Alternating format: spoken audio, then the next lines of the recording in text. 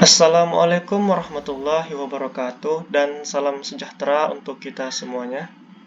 Puji dan syukur marilah kita panjatkan kehadiran Allah Subhanahu wa taala, Tuhan Yang Maha Esa, karena atas berkat rahmat dan karunia-Nya kita mendapatkan kesempatan pada hari ini untuk bertemu kembali atau mendiskusikan kembali. Ya, langsung saja kami dari Universitas Negeri Medan khususnya pada prodi Pendidikan Akuntansi akan mencoba memberitahukan, mensosialisasikan mengenai tentang narkoba dan hubungannya dengan mahasiswa. Yang dimana saya sendiri Ahmad Buhori Parinduri selaku moderator dan beberapa rekan saya sebagai pemateri, yang dimana pertama Surya Wiranto, Egi Oktari, Esiar Piana, dan Putri Nurul Damayanti. Langsung saja untuk materi yang akan dibahas, boleh di slide selanjutnya. Mengenai potret permasalahan narkoba di Indonesia akan dijelaskan oleh Saudara Surya Wiranto. Waktu dan tempat saya persilahkan. Baik, terima kasih sebelumnya kepada Saudara Ahmad Bukhari. Nah, di sini saya akan menjelaskan dan mensosialisasikan kepada Anda semua yang mendengarkannya dan yang melihat video kami ini. Nah, di sini saya akan memberitahukan mengenai potret permasalahan narkoba di Indonesia, di mana yang pertama adalah Indonesia ini sangat geografis yang terbuka, menyebabkan narkoba mudah masuk dan menyebar di seluruh wilayah Indonesia. Dan kita ketahui juga sendiri banyak penyeludupan narkoba baik yang dilakukan oleh orang biasa seperti kita maupun orang yang memiliki tahta di Indonesia ini seperti pemerintah dan lain sebagainya. Yang kedua adalah demografis yang sangat besar. 250 juta jiwa menjadi pasar potensial peredaran gelap narkoba seperti yang saya sampaikan tadi. Nah, jadi peredaran yang ketiga ini ada peredaran gelap narkoba, bukan hanya menyasar orang dewasa dan remaja, melainkan juga anak-anak. Jadi untuk dari potret ini kita mengetahui bahwasanya tujuan yang akan dituju dari narkoba tersebut seperti sabu-sabu, ganja dan lain-lainnya itu adalah disasarkan kepada siapa? Kepada anak bangsa terutama. Karena mereka adalah penerus bangsa. Jadi jika mereka yang dirusak, maka akan berhentilah generasi-generasi berikutnya. Nah, yang keempat ada potret minimnya fasilitas dan aksesibilitas layanan rehabilitas pencandu narkoba. Yang kelima ada stigma terhadap penyalahguna narkotika sehingga takut melaporkan diri. Dan yang keenam ada sistem penegakan hukum yang belum mampu memberikan efek jera kepada penjahat narkoba. Dan yang ketujuh ada modus operandi dan variasi jenis narkoba yang terus berkembang, yaitu ada sekitar 41 jenis barunya. Dan yang ke-8 yaitu lapas yang bertransformasi menjadi pusat kendali peredaran gelap narkoba. Dan tidak hanya di luar lapas saja, bisa saja mereka setelah masuk ke dalam penjara, di situ ada penyeludupan narkoba yang mana bisa saja dilakukan oleh anggota polisi tersebut ataupun yang lainnya gitu. Dan yang terakhir adalah kerugian akibat penyalahgunaan narkoba sekitar 63,1 triliun rupiah, yang mana biayanya itu sangat privat dan sosial. Nah, selanjutnya ini saya akan menjelaskan 5 wilayah tentang kasus dan tersangka narkoba terbanyak pada triwulan 1 tahun 2021. Nah, totalnya itu ada 12.890 kasus dan 16.740 tersangka, yang dimana yang paling banyak adalah di provinsi kita sendiri, yaitu adalah Provinsi Sumatera Utara, yang mana mencapai 2049 kasus. Dan yang selanjutnya disusul oleh siapa? Jawa Timur, Provinsi Jawa Timur dengan jumlah 1910 kasus. Dan yang ketiga ada DKI Jakarta. Padahal yang seperti kita ketahui, DKI Jakarta itu merupakan pusat dari ibu kota negara. Seharusnya bisa dong kalau kita anggap itu lebih banyak di sana. Namun kenyataannya adalah di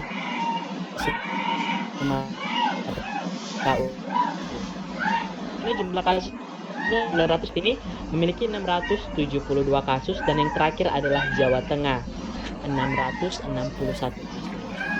Itu dia sebagian 5 wilayah yang sangat banyak di Indonesia. Ada Sumatera Utara, Jawa Timur, DKI Jakarta, Jawa Barat, dan Jawa Tengah.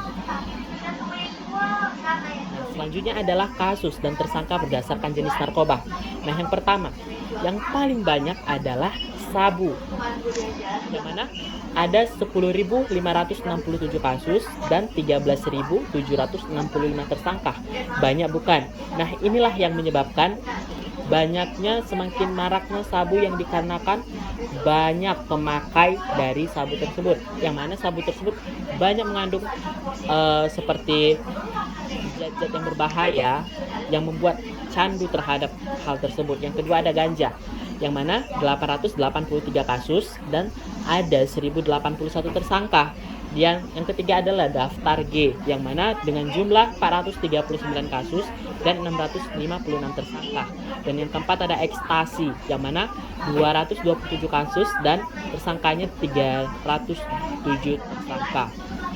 Selanjutnya adalah obat keras, di mana 212 kasus dan 238 tersangka.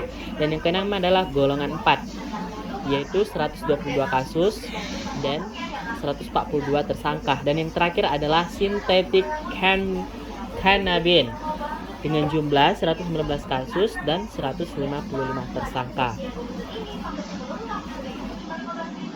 Selanjutnya adalah narkoba dan mahasiswa.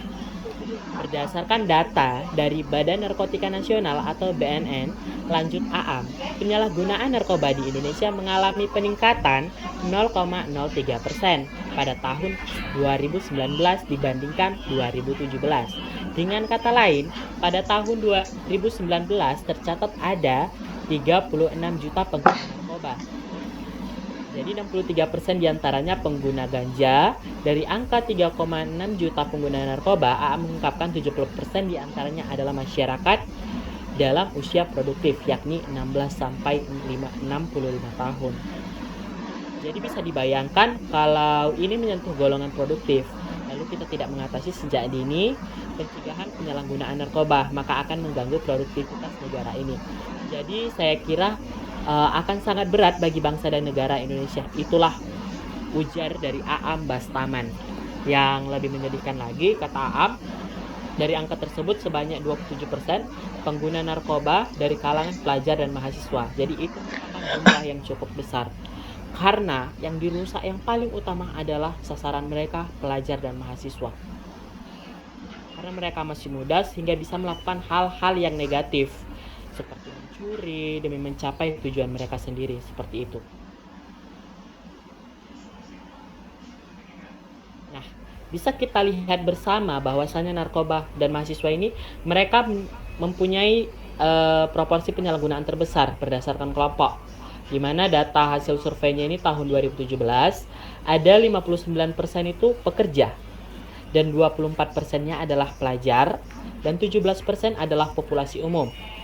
Kita bisa lihat sendiri bahwasanya dari 59% itu mencapai 1.991.909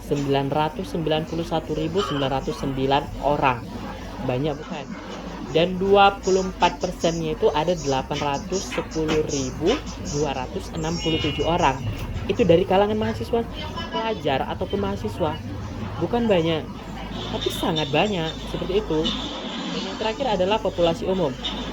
Walaupun mencapai 17%, tapi angka yang dicapai sudah mencapai ratusan ribu,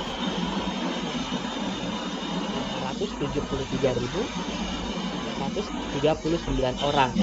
Dan proporsi jumlah penyalahgunaan setahun terakhir berdasarkan jenis planning sangat mengerikan. 72% dari laki-laki dan 28% dari perempuan. Jadi penggunaan narkoba ini sebenarnya bukan hanya disalahgunakan oleh seorang pria saja. Walaupun selama ini pria dianggap salah oleh wanita, tetapi wanita juga memiliki kesalahan, di mana dia memakai barang yang bukan seharusnya dipakainya, ada 28%. Jadi dari 72% itu ada 2.400.000 30 sudah 28 capai dan total penyalahgunaan semuanya ada 3.376.115.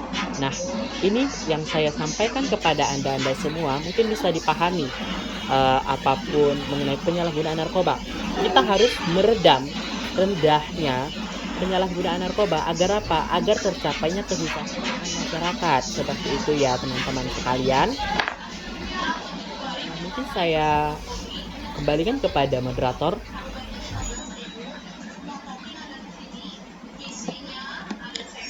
Ya, terima kasih kepada Saudara Surya Duranto telah memaparkan materi yang baik sekali ya.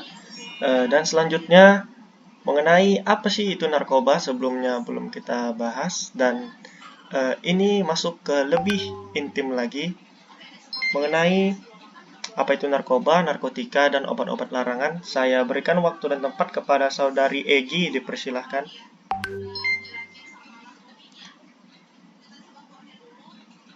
Terima kasih kepada Saudara Bukhari. Nah, di sini saya akan menjelaskan mengenai narkoba. Nah, narkoba itu adalah bahan atau zat yang dapat mempengaruhi kondisi kejiwaan atau psikologi seseorang, seperti pikiran, perasaan, dan perilakunya, serta dapat menimbulkan ketergantungan fisik dan psikologi. Nah, selanjutnya itu ada narkotika. Narkotika itu ialah zat atau obat yang berasal dari tanaman atau bukan, baik sintesis maupun semi-sintesis yang dapat menyebabkan penurunan atau perubahan kesadaran, hilangnya rasa atau mengurangi rasa nyeri, dan dapat menimbulkan ketergantungan. Nah, narkotika ini terbagi menjadi 3. Yang pertama itu ada golongan pertama untuk pengembangan ilmu pengetahuan, tidak untuk terapi dan ketergantungan kuat. Contoh dari golongan pertama itu ada heroin, kokain, dan ganja. Untuk golongan 2, pilihan terakhir untuk terapi, membuat ketergantungan kuat tetapi kurang dari golongan pertama. Contohnya ada morfin dan petidin. Untuk golongan 3, sering digunakan untuk terapi, ketergantungan lebih ringan, contohnya adalah kodein.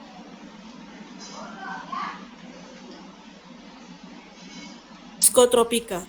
Psikotropika itu ialah zat atau obat, baik alamiah maupun sintesis namun bukan narkotika, yang berkhasiat psikoaktif melalui pengaruh selektif pada susunan saraf pusat yang menyebabkan perubahan khas pada aktivitas mental dan perilaku seseorang. Psikotropika sendiri terbagi menjadi 4 golongan.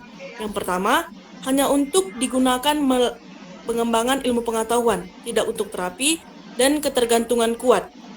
Contohnya ekstasi, MDMA, dan LSD. Untuk golongan 2 itu bisa untuk terapi, tetapi pilihan terakhir, tergantungan tinggi tetapi kurang dari golongan pertama. Contohnya amfetamin, metilfenidat atau Ritalin, dan metaqualon. Untuk golongan ketiga, sering digunakan untuk terapi, ketergantungan sedang, fenobarbital, flutrazepam.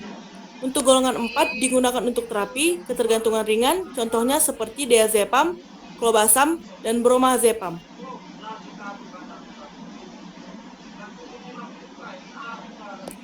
Sekian penjelasan dari saya kembalikan kepada moderator.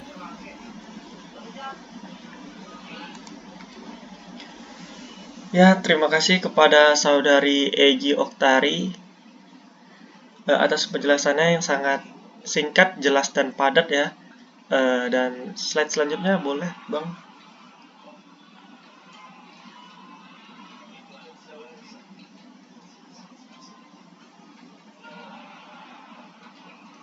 Ya, terima kasih.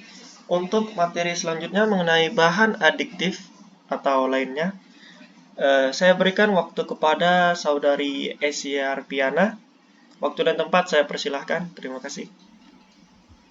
Baik, terima kasih sebelumnya kepada Saudara Ahmad atas kesempatannya. Nah, di sini saya akan membahas adiktif lainnya. Bahan atau zat selain narkotika dan psikotropika yang dapat juga mempengaruhi psikoaktif tubuh manusia dan dapat menyebabkan kecanduan. Di antaranya itu ada 3, yaitu minuman alkohol, 2 zat inhalasi atau lem, ketiga itu nokita atau rokok.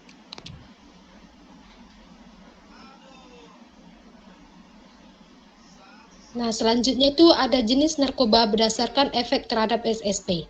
Di situ ada jenis, contoh, istilah gaul, dan efek. Di sini ada jenis stimulan. Contohnya itu amfetamin atau methamphetamine. Istilah gaulnya itu sabu atau kristal. Efeknya itu gangguan sistem saraf atau termasuk stroke atau serangan jantung. Yang kedua itu depresi. Contohnya itu alkohol, benzodiazepin, opioid atau opium, morfin. Istilah gaulnya itu brim, oplosan, bopeng, botik, mupul, putau, atau si putih. Efeknya itu mengantuk dan kelelahan, menurunkan fungsi kognitif dan memori, berkeringat, gelisah, sulit tidur, dan sulit konsentrasi. Yang ketiga itu halusinogen. Contohnya itu ekstasi, mushroom, bunga kecubung. Istilah gaulnya itu inex, mexin atau mushroom atau jamur kotor hapi. Efeknya itu menghasilkan satu spektrum pengalaman sensor yang terdistorsi serta mempengaruhi mood dan proses berpikir. Yang itu adalah lainnya seperti ganja, mirar, inhal, lem, bensin, atau ketamin. Istilah gaulnya itu cimeng, gele, atau cet. Efeknya itu sulit mengingat sesuatu, reaksi melambat, sulit konsentrasi, mata merah, mengantuk, paranoid, dan cemas.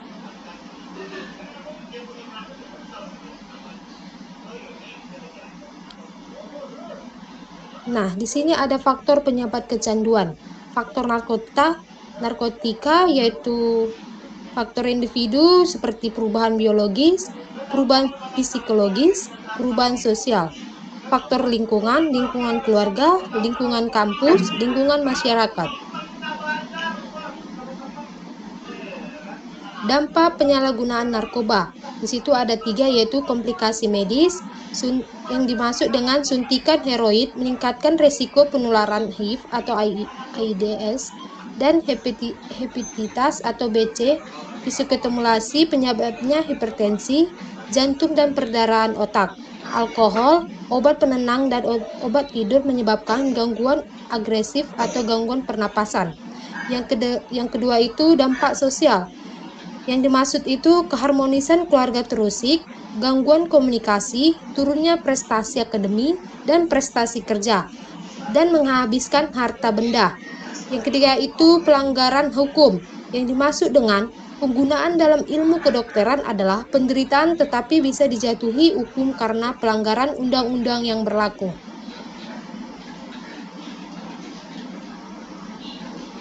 Nah, di sini ada dampak penyalahgunaan narkoba. Yang dimaksud dengan pola penyakit hasil pemeriksaan yang dilaporkan kelompok penyalahgunaan berbanding lurus dengan tingkat pemakaian narkoba, di mana tingkat penyalahgunaan makin tinggi, maka prestasi yang melaporkan hasil pemeriksaan sakit lebih banyak. Baik, sekian dari penjelasan saya kembalikan kepada moderator. Terima kasih. Ya, terima kasih kepada Saudari Esi Arpiana mengenai pembahasannya yang dari narkoba, penyalahgunaan narkoba, dan dampak-dampaknya ya. Dan selanjutnya untuk contoh-contoh dari dampak penyalahgunaan narkoba bisa dijelaskan oleh Saudari Putri Nurul Damayanti. Waktu dan tempat saya persilahkan. Terima kasih. Di sini saya akan melanjutkan pemaparan dari KSI sebelumnya mengenai dampak penyalahgunaan narkoba. Di sini terlihat kedua foto perbandingan penyalahgunaan narkoba. Yang satu adalah pengguna ekstasi selama 8 bulan. Bisa dilihat fotonya ketika awal Januari 2008 dan fotonya ketika sesudah mengkonsumsi ekstasi selama 8 bulan yaitu pada bulan Agustus tahun 2008. Dan yang di sebelah kanan adalah foto pengguna heroin selama 5 tahun. Foto sebelumnya pada tahun 2003 dan pada tahun 2007.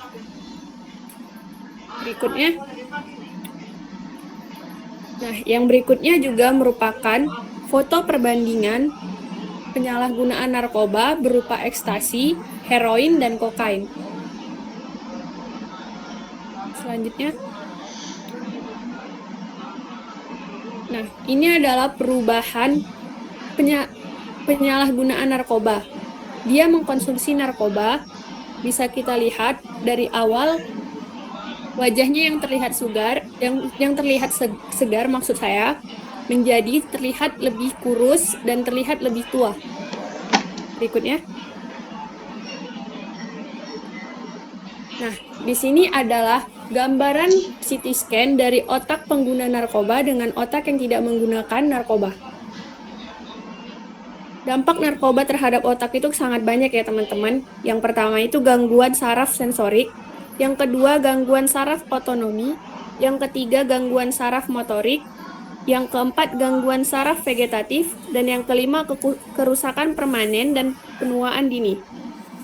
Makanya di foto sebelumnya, kebanyakan dari mereka itu wajahnya terlihat lebih tua. Di sini bisa kita lihat yang pertama drug free brain atau otak yang tidak menggunakan narkoba.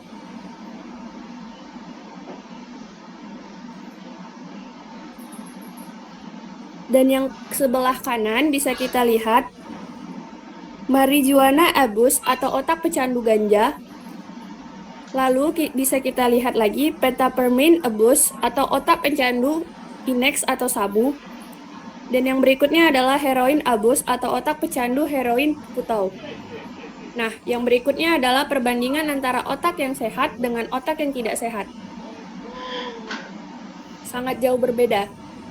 Yang berikutnya adalah ketentuan pidana. Ketentuan pidana lebih dari 5 gram. Pada pasal 111 ayat 2, perbuatan melawan hukum, menanam, memelihara, memiliki, menyimpan, menguasai, atau menyediakan narkotika golongan 1 dalam bentuk tanaman beratnya melebihi 1 kg atau melebihi 5 batang pohon. Pada golongan 1, 5-20 tahun penjara dan denda 8 miliar ditambah sepertiga.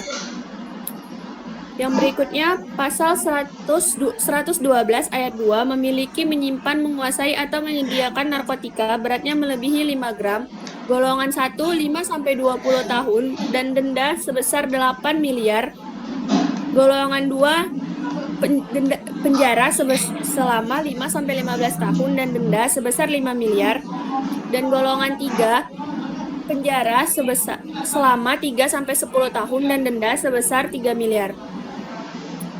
Yang berikutnya, berdasarkan pasal 113 ayat 2, pasal 118 ayat 2, dan pasal 123 ayat 2, memproduksi, mengimpor, mengekspor, atau menyalurkan narkotika beratnya melebihi 5 gram, golongan 1, mati atau seumur hidup, 5-20 tahun penjara dan denda sebesar 10 miliar. Golongan 2, hukumannya adalah mati sampai seumur hidup, 5-20 tahun penjara, dan denda sebesar 8 miliar. Sedangkan untuk golongan 3, hukuman penjara selama 3-10 tahun dan denda sebesar 5 miliar. Yang berikutnya berdasarkan pasal 114 ayat 2, pasal 119 ayat 2, pasal 124 ayat 2, menawarkan untuk dijual, menjual, membeli, menerima, menjadi perantara dalam jual beli, menukar, atau menyerahkan narkotika dalam bentuk tanaman beratnya melebihi 1 kg atau melebihi 5 batang pohon, atau dalam bentuk bukan tanaman beratnya 5 gram, pada golongan 1 akan mendapatkan hukuman berupa mati atau seumur hidup, penjara selama 6-20 tahun, dan denda sebesar 10 miliar. Pada golongan 2, hukuman berupa hukuman mati, seumur hidup, penjara selama 5-20 tahun, dan denda sebesar 8 miliar. Dan pada golongan 3, mendapatkan hukuman penjara selama 5-15 tahun dan denda sebesar 5 miliar.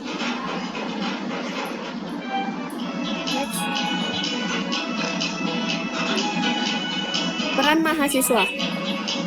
Mahasiswa memiliki peran berupa iron stop. Nah, maksud iron stop di sini, mahasiswa diharapkan menjadi pribadi yang tangguh, ulet, daya tahan yang kuat dalam menghadapi tantangan. Yang kedua, agent of change, pelopor perubahan dan pendobrak nilai yang dianggap tidak sesuai dengan norma dan aturan. Misalnya saja mengkonsumsi narkoba. Seorang mahasiswa harus mencanangkan bahwa dia tidak menggunakan narkoba dan harus mengajak teman-temannya agar tidak tercandu ke dalam perbuatan tersebut. Yang berikutnya adalah Guardian of Value, penjaga nilai-nilai luhur bangsa dan nilai positif baik di lingkungan kampus ataupun di masyarakat. Demikian yang dapat saya paparkan. Saya kembalikan kepada Saudara Ahmad. Ya, terima kasih kepada Saudari Putri Nurul Damayanti telah menjelaskan secara lengkap mengenai contoh-contoh dampak dari penyalahgunaan narkoba. Dan selanjutnya saya sendiri selaku moderator akan mencoba menyimpulkan mengenai ketentuan pidana lebih dari 5 gram. Institusi penerima wajib lapor atau IPWL adalah pusat kesehatan masyarakat, rumah sakit, dan atau lembaga rehabilitasi yang ditunjuk oleh pemerintah. PMK nomor 4 tahun 2020. Boleh selanjutnya. Dan peran mahasiswa di kampus. Seharusnya mahasiswa di kampus berperan aktif dalam mengatasi penyalahgunaan terhadap narkoba. Yang pertama, memahami bahaya dari narkoba tersebut dan mengembangkan potensi diri agar tidak tercemar oleh narkoba tersebut. Berpartisipasi aktif dalam kegiatan positif di lingkungan kampus.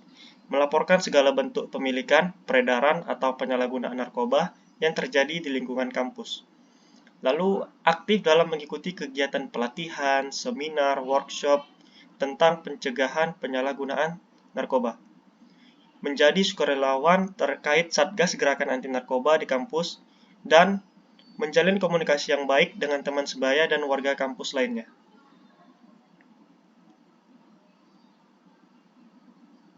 Ya, saya selaku moderator, sebagaimana baiknya saya akan mencoba menyimpulkan beberapa penjabaran dari teman-teman saya dan rekan saya tadi, dan berupa bagaimana upaya kita sebagai mahasiswa atau warga biasa, kaum awam yang tidak mengetahui apa sih cara untuk penanggulangan penyalahgunaan narkoba tersebut.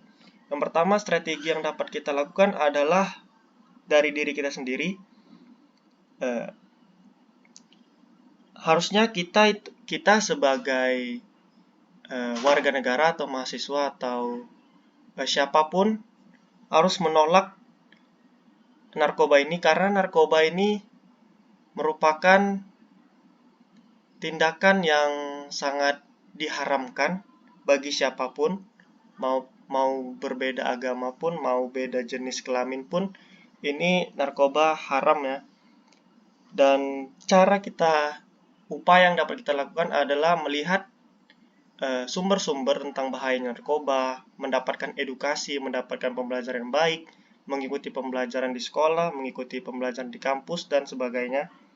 Dan kesimpulan yang saya dapatkan adalah upaya pencegahan dan pemberantasan terhadap penyalahgunaan dan peredaran gelap narkoba perlu dilakukan secara komprehensif dan multidimensional, sehingga perlu berusaha menghilangkan pandangan bahwa masalah penyalahgunaan dan peredaran gelap narkoba bukan hanya masalah pemerintah saja, tetapi merupakan masalah yang harus ditanggulangi bersama. Pencegahan dan pemberantasan terhadap penyalahgunaan dan peredaran gelap narkoba dilakukan dengan membangun upaya pencegahan yang berbasis kemasyarakatan. Begitulah webinar kita kali ini, dan saya selaku moderator, perwakilan dari teman-teman saya, pamit undur diri. Assalamualaikum warahmatullahi wabarakatuh, dan salam sejahtera untuk kita semua. Terima kasih.